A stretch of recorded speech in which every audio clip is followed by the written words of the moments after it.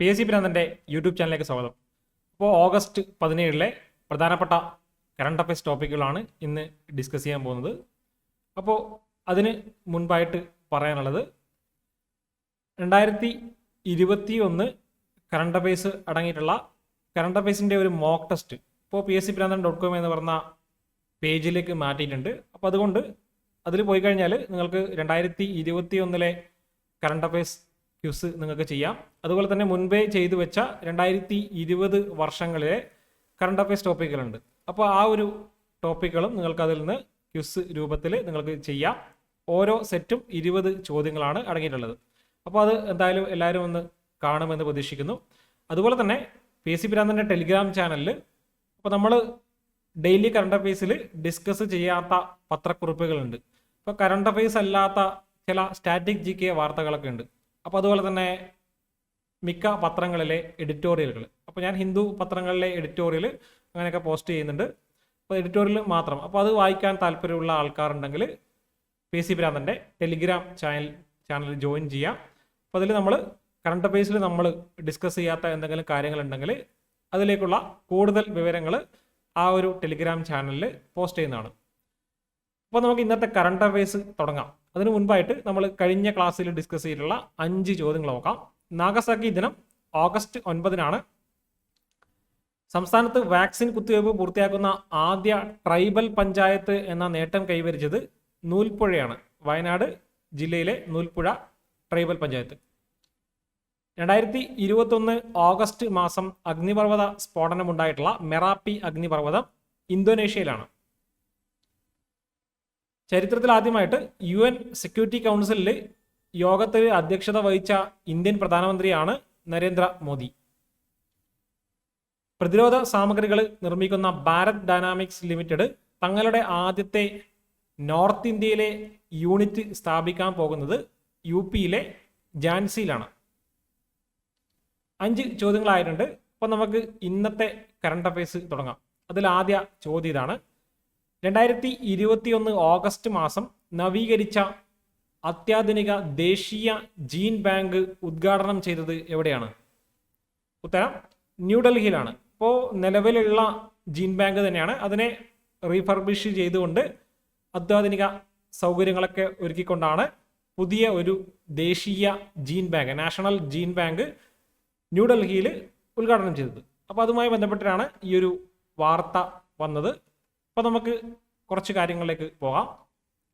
അപ്പോൾ ആദ്യമായിട്ട് പറയാനുള്ളത് national bureau of plant genetic resource, ന്യൂഡൽഹിയിലുള്ള national bureau of plant genetic റിസോഴ്സസിന് കീഴിൽ ഉള്ള അല്ലെങ്കിൽ അതിൽ ഉൾപ്പെട്ടിട്ടുള്ള ഒരു സ്ഥാപനമാണ് നാഷണൽ ജീൻ ബാങ്ക്.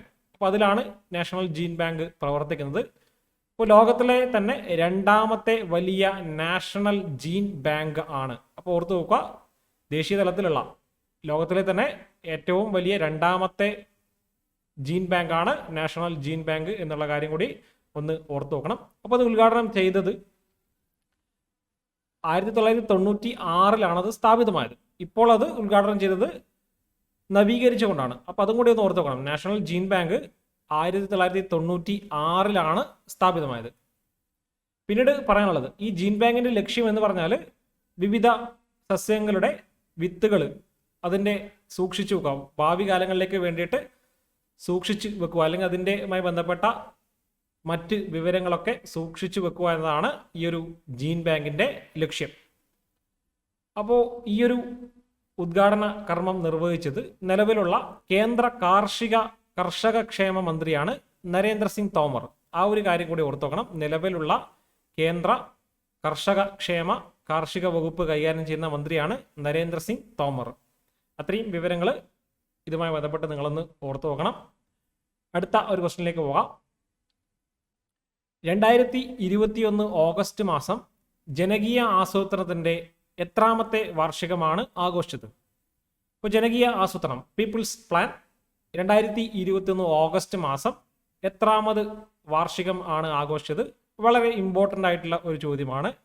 അപ്പോൾ ഇനി വരുന്ന കറണ്ട് അഫയേഴ്സിലൊക്കെ ചിലപ്പോൾ ഇതുമായി ബന്ധപ്പെട്ട ചോദ്യങ്ങൾ നിങ്ങൾക്ക് പ്രതീക്ഷിക്കാം. 25ാം വാർഷികമാണ്. അതിൻ്റെ രജത ജൂബിലിയാണ്. അപ്പോൾ ആ ഒരു കാര്യം ഒന്ന് ഓർത്തു വെക്കണം. സിൽവർ ജൂബിലിയാണ് ആചരിച്ചിട്ടുള്ളത്. ജനകീയ ആസൂത്രണം കേരളത്തിൽ 25 വർഷം പൂർത്തിയായി. അപ്പോൾ നമുക്ക് ഇതുമായി ബന്ധപ്പെട്ട കാര്യങ്ങൾ നോക്കാം. അധികാരം ജനങ്ങളിലേക്ക്, അതാണ് ജനകീയ ആസൂത്രണത്തിൻ്റെ ലക്ഷ്യം. അപ്പോൾ തദ്ദേശ സ്വയംഭരണ സ്ഥാപനങ്ങൾക്ക് വികസന പദ്ധതികൾ ആസൂത്രണം ചെയ്യുന്നതിനും അവ നടപ്പിലാക്കുന്നതിനുമുള്ള അംഗീകാരം കൈമാറിക്കൊണ്ട് കേരളത്തിൽ നടപ്പിലാക്കിയിട്ടുള്ള ഒരു വികേന്ദ്രീകൃത ഡീസെൻട്രലൈസ്ഡ് പ്ലാനിംഗ് ആസൂത്രണ പദ്ധതിയാണ് ജനകീയ ആസൂത്രണം എന്ന് പറയുന്നത്. അപ്പോൾ അതിൻ്റെ 25ാമത് വാർഷികമാണ് ഇന്ന് ഓഗസ്റ്റ് 17 ചിങ്ങം 1 ആചരിക്കുന്നത്. അപ്പോൾ അത് തുടങ്ങിയത് എപ്പോഴാണെന്ന് നിങ്ങൾ ഓർത്തു വെക്കണം. 1996 ഓഗസ്റ്റ് 17 അന്ന് ചിങ്ങം 1 ജനകീയ ആസൂത്രണം തുടക്കം കുറിച്ചത്. അപ്പോൾ അതുമായി ബന്ധപ്പെട്ട് പറയുകയാണെങ്കിൽ അത് തുടങ്ങുമ്പോൾ അതിൻ്റെ അധ്യക്ഷനായിട്ടിരുന്ന വ്യക്തി EMS നമ്പൂതിരിപ്പാടാണ്. അദ്ദേഹത്തിൻ്റെ കീഴിലുള്ള ഒരു 451 അംഗ ഉന്നതതല സമിതിയാണ് അന്ന് രൂപീകരിച്ചിരുന്നത്. വിവിധ രാഷ്ട്രീയങ്ങളിലുള്ള പ്രതിപക്ഷത്തുള്ള ആൾക്കാരും എല്ലാം ആ ഒരു സമിതിയിലെ അംഗമായിരുന്നു. അപ്പോൾ അത് 9ാം പഞ്ചവത്സര പദ്ധതി, 9ാമത് 5 ഇയർ പ്ലാനിൻ്റെ സമയത്താണ് കേരളത്തിൽ ജനകീയ ആസൂത്രണം തുടക്കം കുറിച്ചത്. അപ്പോൾ അത്രയും കാര്യങ്ങൾ ഇതുമായി ബന്ധപ്പെട്ട് ഓർത്തു വെക്കണം. അപ്പോൾ ഞാനിതിൽ കൂടുതൽ വായനക്കായിട്ട് കുറച്ച് പത്രക്കുറിപ്പുകൾ ടെലിഗ്രാം ചാനലിൽ പോസ്റ്റ് ചെയ്യുന്നുണ്ട്. അപ്പോൾ ആ ഒരു കാര്യം കൂടി നിങ്ങളൊന്ന് വായിച്ചു നോക്കണം. അടുത്ത ഒരു ക്വസ്റ്റ്യനിലേക്ക് പോവാം. അടുത്തിടെ രാജിവെച്ച മൊഹിയുദ്ദീൻ യാസിൻ ഏത് രാജ്യത്തെ പ്രധാനമന്ത്രിയാണ്? ഉത്തരം മലേഷ്യയാണ്. അപ്പോൾ മലേഷ്യയിലെ പ്രധാനമന്ത്രിയായിട്ടുള്ള വ്യക്തിയാണ് മൊഹിയുദ്ദീൻ യാസിൻ. അദ്ദേഹമാണ് അടുത്തിടെ രാജിവെച്ചത്. അപ്പോൾ രാജിവെച്ചതിനുള്ള കാരണം എന്ന് പറയുന്നത് അവിടെ ഭൂരിപക്ഷം നഷ്ടപ്പെട്ട ഒരു സാഹചര്യം ഉള്ളത് കൊണ്ടാണ് രാജിവെക്കാനുള്ള കാരണം. അപ്പോൾ രാജ്യത്തിൻ്റെ ചരിത്രത്തിലെ ഏറ്റവും കുറഞ്ഞ കാലം ഭരിച്ച ഒരു പ്രധാനമന്ത്രിയാണ്. അപ്പോൾ മലേഷ്യയുടെ ചരിത്രത്തിലെ ഏറ്റവും കുറഞ്ഞ കാലം ഭരിച്ച ഒരു പ്രധാനമന്ത്രിയാണ്. 17 മാസമാണ്. ഏകദേശം പറഞ്ഞു കഴിഞ്ഞാൽ 2020 മാർച്ചിലാണെന്ന് തോന്നുന്നു അവിടെ പുതിയൊരു സർക്കാർ അധികാരമേറ്റത്. അപ്പോൾ അങ്ങനെ ഇപ്പോൾ നിലവിലുള്ള ആ പ്രധാനമന്ത്രി രാജിവെച്ചിരിക്കുകയാണ്. അപ്പോൾ നമുക്ക് ഇങ്ങനെ പറഞ്ഞതുകൊണ്ട് തന്നെ കുറച്ച് ഫാക്റ്റുകൾ, നമ്മൾ ഏതെങ്കിലും ഒരു രാജ്യത്തെക്കുറിച്ച് പറയുമ്പോൾ അതുമായി ബന്ധപ്പെട്ട ഫാക്റ്റുകൾ പറയാറുണ്ട്. അപ്പോൾ ആ ഒരു കുറച്ച് മലേഷ്യയെക്കുറിച്ചുള്ള ഫാക്റ്റുകൾ. ആദ്യം തന്നെ മലേഷ്യയുടെ തലസ്ഥാനം പഠിച്ചിരിക്കണം. ക്വാലാലംപൂരാണ്. കറൻസി മലേഷ്യൻ റിംഗിറ്റ് ആണ്, അല്ലെങ്കിൽ റിംഗറ്റ് എന്ന് പറഞ്ഞാൽ മതി. അപ്പോൾ മലേഷ്യ ഒരു ജോഗ്രഫിക്കലി നോക്കിക്കഴിഞ്ഞാൽ 2 ഭാഗമായിട്ടാണ് സ്ഥിതി ചെയ്യുന്നത്, 2 ഭൂവിഭാഗമായിട്ടാണ് കാണപ്പെടുന്നത്. അപ്പോൾ അത് തെക്ക് കിഴക്കൻ ഏഷ്യയിലെ ഒരു രാജ്യമാണെന്ന് ഓർത്തു വെക്കണം.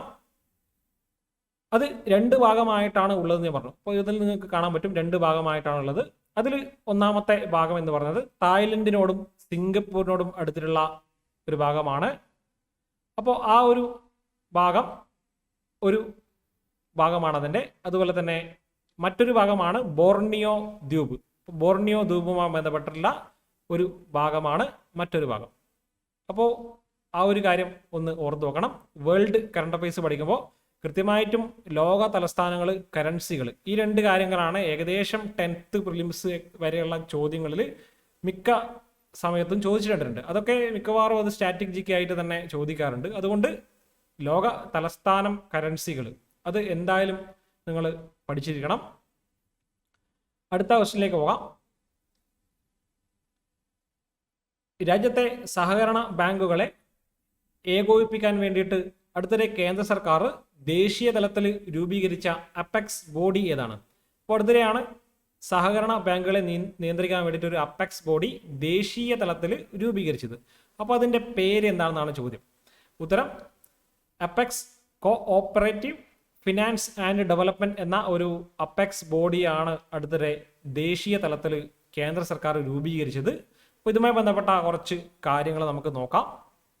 അപ്പോൾ ഈ ഒരു ചോദ്യം നിലവിലുള്ള ഡിഗ്രി ലെവൽ പരീക്ഷയെ പഠിക്കുന്ന ആൾക്കാർക്ക് കുറച്ച് ഇമ്പോർട്ടൻ്റ് ആയിട്ടുള്ള ചോദ്യമാണ്. അതുപോലെ തന്നെ കോപ്പറേറ്റീവുമായി ബന്ധപ്പെട്ട പരീക്ഷകൾ പഠിക്കുമ്പോഴും അതുമായി ബന്ധപ്പെട്ട കറണ്ട് അഫയേഴ്സ് ആയിട്ടുള്ള ഫാക്റ്റുകളൊക്കെ നിങ്ങളൊന്ന് അറിഞ്ഞിരിക്കണം. അപ്പോൾ അതുകൊണ്ട് ആ പരീക്ഷകളൊക്കെ പഠിക്കുന്ന ആൾക്കാർക്കും ഇത് ഇമ്പോർട്ടൻ്റ് ആണ്. അപ്പോൾ ആദ്യമായിട്ട് പറയാനുള്ളത്, ഇപ്പോൾ സഹകരണ മേഖലയിലെ മേൽനോട്ടത്തിനുള്ള ഒരു അപ്പെക്സ് ബോഡിയാണ് ഇപ്പോൾ രൂപീകരിച്ചിട്ടുള്ളത്. അപ്പോൾ അതിൽ റിസർവ് ബാങ്കിൻ്റെ കീഴിലാണത് പ്രവർത്തിക്കാൻ പോകുന്നത്. ആ ഒരു കാര്യം കൂടി ഒന്ന് ഓർത്തു വെക്കണം. അതുപോലെ തന്നെ കമ്പനി ആക്ട് പ്രകാരമാണ് ഈ ഒരു അപ്പെക്സ് ബോഡി രജിസ്റ്റർ ചെയ്തിട്ടുള്ളത്. ഇപ്പോൾ ദേശീയ തലത്തിൽ apex cooperative finance and development എന്ന ഒരു കമ്പനിയാണ് രൂപീകരിച്ചിട്ടുള്ളത്. അപ്പോൾ ഈ ഒരു കമ്പനിയാണ് ഇനി സഹകരണ ബാങ്കുമായി ബന്ധപ്പെട്ടുള്ള ഫിനാൻഷ്യൽ ആയിട്ടുള്ളതും അതുപോലെ തന്നെ നോൺ ഫിനാൻഷ്യൽ ആയിട്ടുള്ള കാര്യങ്ങളൊക്കെ കൈകാര്യം ചെയ്യുന്നത്. അപ്പോൾ അതുമായി ബന്ധപ്പെട്ട് പറയാനുള്ളത്, ഒന്ന് റിസർവ് ബാങ്ക്, നബാർഡ്, സഹകരണ സൊസൈറ്റിയിലെ പ്രതിനിധികൾ, ഇത്രയും ബോഡികളിലെ അംഗങ്ങളാണ് ഈ ഒരു അപ്പെക്സ് ബോഡിയുടെ ഭാഗമായിട്ട് ഉണ്ടാകാൻ പോകുന്നത്. റിസർവ് ബാങ്ക് എന്നുള്ള അംഗമുണ്ടാവും, നബാർഡ് എന്നുള്ള അംഗമുണ്ടാവും, അതുപോലെ തന്നെ വിവിധ സഹകരണ സൊസൈറ്റിയിലെ പ്രതിനിധികളും ഇതിൽ അംഗമായിരിക്കും. അപ്പോൾ ഇതൊക്കെ ബേസിക് ആയിട്ട് നിങ്ങൾ അറിഞ്ഞിരിക്കേണ്ട കാര്യമാണ്. അപ്പോൾ ഞാൻ കുറച്ച് കൂടുതൽ കാര്യങ്ങൾ, അതും ഒരു പത്രക്കുറിപ്പിൽ നിന്ന് തന്നെ കിട്ടിയാണ്. ആദ്യമായിട്ട് ഓർക്കേണ്ടത്, അതും ഇതിൽ പറഞ്ഞ കാര്യം തന്നെയാണ്, റിസർവ് ബാങ്കിന്റെ കീഴിലാണ് പ്രവർത്തിക്കുന്നത്. അപ്പോൾ ഇതിൽ ബാധകമാകാൻ പോകുന്നത് കേന്ദ്ര സംസ്ഥാന നിയമങ്ങൾക്ക് കീഴിൽ പ്രവർത്തിക്കുന്ന ബാങ്കുകളും വായ്പാ സഹകരണ സംഘങ്ങളുമെല്ലാം ഇനി മുതൽ ഈ ഒരു അപ്പെക്സ് ബോഡിക്ക് കീഴിൽ വരും. അതുപോലെ തന്നെ നബാർഡ് ഉൾപ്പെടെയുള്ള കേന്ദ്ര ഏജൻസികളുടെ ധനസഹായ വിതരണം ചുമതലയും ഇനി മുതൽ ഈ ഒരു അപ്പെക്സ് ബോഡിയുടെ കീഴിലായിരിക്കും. അപ്പോൾ ആ ഒരു കാര്യം ഓർത്ത് നോക്കുക. ഇതൊക്കെ ഫിനാൻഷ്യൽ ആയിട്ടുള്ള കാര്യമാണ്. ഇനി നോൺ ഫിനാൻഷ്യൽ ആയിട്ടുള്ള ഒരു ഡ്യൂട്ടി എന്ന് പറഞ്ഞാൽ, ഇപ്പോൾ സഹകരണ മേഖലയിലെ ബാങ്കുകളുടെ മോഡേണൈസേഷൻ, ആധുനികവൽക്കരണം, അതുപോലെ തന്നെ പരിശീലനം, ATMകൾ, അതുപോലെ തന്നെ കോർ ബാങ്കിങ് സംവിധാനം, സുരക്ഷ, ഇതൊക്കെയുമായി ബന്ധപ്പെട്ട മേൽനോട്ടവും ഈ ഒരു അപ്പെക്സ് ബോഡിക്ക് ഉണ്ടാകും. അതൊക്കെ ഒന്ന് ഓർത്തു വെക്കണം. അപ്പോൾ ഞാൻ അതുമായി ബന്ധപ്പെട്ടിട്ടുള്ള ഒരു പത്രക്കുറിപ്പ്, അത് കേരള കൗമുദിയിൽ വന്നിട്ടുള്ള ഒരു വാർത്തയായിരുന്നു. ആ ഒരു കാര്യം കൂടി ഞാനിതിൽ എക്സ്ട്രാ ആയിട്ട് ഞാൻ ടെലിഗ്രാം ചാനലിൽ പോസ്റ്റ് ചെയ്യാം. അപ്പോൾ നിങ്ങളത് കൃത്യമായിട്ട് വായിച്ച് നോക്കണം. അതിൽ ആ വാർത്തയിൽ ഞാൻ ഈ പറഞ്ഞ കാര്യങ്ങളൊക്കെ കൊടുത്തിട്ടുണ്ട്. അടുത്ത ഒരു കാര്യം, അതിനു മുമ്പേ ഒരു ചോദ്യം നിങ്ങളോട് ചോദിക്കാം. അപ്പോൾ നിലവിൽ കേന്ദ്ര തലത്തിൽ സഹകരണ മന്ത്രാലയം രൂപീകരിച്ചിട്ടുണ്ട്. അതിൻ്റെ ചുമതലയുള്ള മന്ത്രി ആരാണ്? കേന്ദ്ര സഹകരണ വകുപ്പ് കൈകാര്യം ചെയ്യുന്ന മന്ത്രി ആരാണ്? അതും കൂടി ഒന്ന് നിങ്ങൾ കമൻറ്റ് ചെയ്യണം. അതാണ് നിങ്ങളെ ഇന്നത്തെ ചോദ്യം. അടുത്ത ക്വസ്റ്റിലേക്ക് പോവാം. കൊമലിക ബാരി ഏത് കായിക ഇനവുമായി ബന്ധപ്പെട്ട വ്യക്തിയാണ്? ഉത്തരം ആർച്ചറിയാണ്. അമ്പെയ്ത്തുമായി ബന്ധപ്പെട്ട ഇന്ത്യൻ കായിക താരമാണ് കൊമലിക ബാരി എന്ന് പറയുന്നത്. അപ്പോൾ അതുമായി ബന്ധപ്പെട്ട കുറച്ച് കാര്യങ്ങൾ നോക്കാം. അപ്പോൾ എന്തുകൊണ്ടാണ് ഇത് പറയാൻ കാരണം, അപ്പോൾ ഞാൻ കഴിഞ്ഞ ക്ലാസ്സിലാണ് പറഞ്ഞത്, world youth championship, archery championship നടക്കുന്നുണ്ട്. അതിൻ്റെ വേദി എവിടെയാണ്? അതും ഞാൻ ഒരു ചോദ്യമായിട്ട് നിങ്ങളോട് ചോദിക്കുകയാണ്. വേൾഡ് യൂത്ത് ആർച്ചറി ചാമ്പ്യൻഷിപ്പിന്റെ വേദി എവിടെയാണ്? നമ്മൾ കഴിഞ്ഞ ക്ലാസ്സിലാണ് ഡിസ്കസ് ചെയ്തത്. അപ്പോൾ ആ ഒരു യൂത്ത് ചാമ്പ്യൻഷിപ്പിൽ സ്വർണ്ണ മെഡൽ നേടിയിട്ടുള്ള വ്യക്തിയാണ് കൊമലിക ബാരി. അണ്ടർ 21 റിക്കർവ് വേൾഡ് ചാമ്പ്യൻ ടൈറ്റിലാണ് ഇപ്പോൾ കൊമലിക ബാരിക്ക് ലഭിച്ചിട്ടുള്ളത്. അപ്പോൾ ഇതൊരു വലിയ നേട്ടമാണ്. അപ്പോൾ അത് പറയാനുള്ള കാരണം, അണ്ടർ 18 എന്ന ഒരു ടൈറ്റിൽ ഇതിനു മുൻപ് സ്പെയിനിലെ മാഡ്രിഡ് നടന്നിട്ടുള്ള world youth archery and cadet ചാമ്പ്യൻഷിപ്പിൽ ഇതേ വ്യക്തി 2019 നേടിയിട്ടുണ്ട്. അപ്പോൾ ഈ രണ്ട് ബഹുമതികൾ നേടിയിട്ടുള്ള രണ്ടാമത്തെ ഇന്ത്യൻ അമ്പെയ്ത്ത് താരമാണ് അത്. അപ്പോൾ അതിനു മുൻപേ ഒരു താരം നേടിയിട്ടുണ്ട്. ഈ പറയാൻ പോകുന്ന രണ്ട് താരങ്ങളും ജാർഖണ്ഡ് സ്വദേശികളാണ്. അതും കൂടി ഒന്ന് ഓർത്തു വെക്കണം. ഇതിനു മുൻപ് ഈ രണ്ട് നേട്ടങ്ങൾ, അണ്ടർ 18, അണ്ടർ 21 വേൾഡ് ചാമ്പ്യൻഷിപ്പുകൾ നേടിയിട്ടുള്ള താരമാണ് ദീപിക കുമാരി, ഇന്ത്യൻ ആർച്ചറി താരമാണ്. അപ്പോൾ ഈ രണ്ട് താരങ്ങളാണ് ഇതുവരെ അണ്ടർ 18, അണ്ടർ 21 വേൾഡ് ടൈറ്റിൽസ് സ്വന്തമാക്കിയിട്ടുള്ളത്. അപ്പോൾ ആ ഒരു നേട്ടത്തിനൊപ്പം ദീപിക കുമാരിയുടെ കൂടെ ഇപ്പോൾ കൊമലിക ബാരി കൂടി എത്തിയിരിക്കുകയാണ്. അപ്പോൾ നിങ്ങൾ പ്രധാനപ്പെട്ട കായിക താരങ്ങളും അവരുടെ കായിക ഇനവും എന്തായാലും നിങ്ങൾ പഠിച്ചിരിക്കണം. അപ്പോൾ ഇനി വരാൻ ഇപ്പോൾ ഒളിമ്പിക്സുമായി ബന്ധപ്പെട്ട ഒരുപാട് ചോദ്യങ്ങൾ ഇനിയിപ്പോൾ കറണ്ട് അഫയേഴ്സിൽ ചോദിക്കാം. അപ്പോൾ അതുകൊണ്ട് തന്നെ അല്ലാതെ തന്നെ ചോദിക്കാനുള്ള ഓപ്ഷൻസ് ഇപ്പോൾ സിലബസിലുണ്ട്. അപ്പോൾ അതുകൊണ്ട് കായിക താരങ്ങളും അവരുടെ കായിക ഇനവും കൃത്യമായിട്ട് പഠിച്ചിരിക്കണം. അപ്പോൾ അതുകൊണ്ടാണ് ഇങ്ങനെയുള്ള ചോദ്യങ്ങൾ ഉൾപ്പെടുത്തുന്നത്. അപ്പോൾ ആ ഒരു കാര്യങ്ങളൊക്കെ നിങ്ങൾ നോട്ട് ചെയ്യുക. അടുത്ത ചോദ്യത്തിലേക്ക് പോകാം. സ്വാതന്ത്ര്യദിനത്തിൽ പ്രധാനമന്ത്രിയുടെ പ്രസംഗത്തിൽ സൂചിപ്പിച്ച 100 ലക്ഷം കോടിയുടെ പദ്ധതി ഏതാണ്? അപ്പോൾ അതിലൊരു പദ്ധതിയെക്കുറിച്ച് സൂചിപ്പിച്ചിട്ടുണ്ട്. അപ്പോൾ അത് ഞാനൊരു ചോദ്യമാക്കാത്തത്, ആ പദ്ധതിയെ കുറിച്ചുള്ള കൂടുതൽ വിവരങ്ങൾ അറിയില്ല.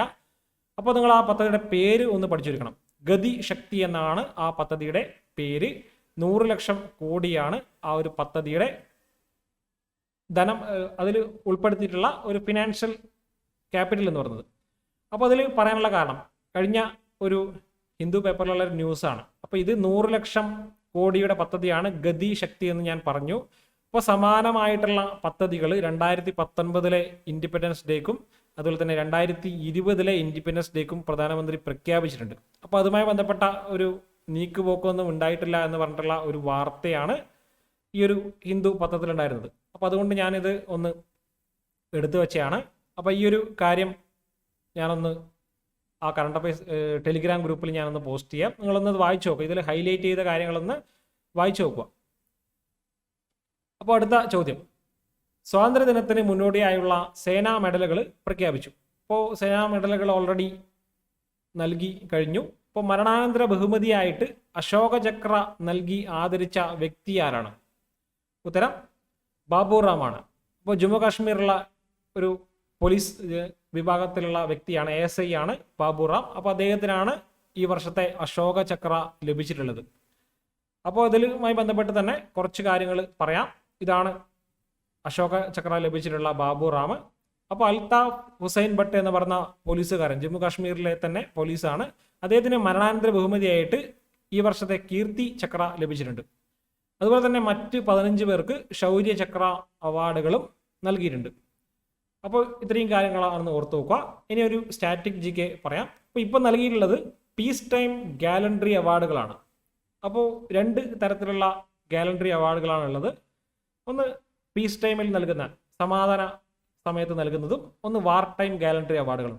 അപ്പോൾ ഇപ്പോൾ നൽകിയിട്ടുള്ളത് അശോക ചക്ര, കീർത്തി ചക്ര, ശൗര്യ ചക്ര, ഇതൊക്കെ പീസ് ടൈം ഗാലൻട്രി അവാർഡുകളാണ്. അപ്പോൾ വാർ ടൈം ഗാലൻട്രി അവാർഡുകൾ എന്ന് പറയുന്നത് പരംവീർ ചക്ര, മഹാവീർ ചക്ര, വീർ ചക്ര. അപ്പോൾ ഇതാണ് ഇതിൻ്റെയൊക്കെ ഒരു മെഡലിൻ്റെ ഒരു എക്സാക്ട് രൂപം. അത് ഇന്ത്യൻ ആർമിയുടെ ഒരു സൈറ്റിൽ നിന്ന് എടുത്തതാണ്. അപ്പോൾ ഇത് കാണുന്ന നമ്പറുകൾ ഇപ്പം നിലവിൽ ആ ഒരു ബഹുമതി ലഭിച്ചിട്ടുള്ള വ്യക്തികളാണ് സൂചിപ്പിക്കുന്നത്.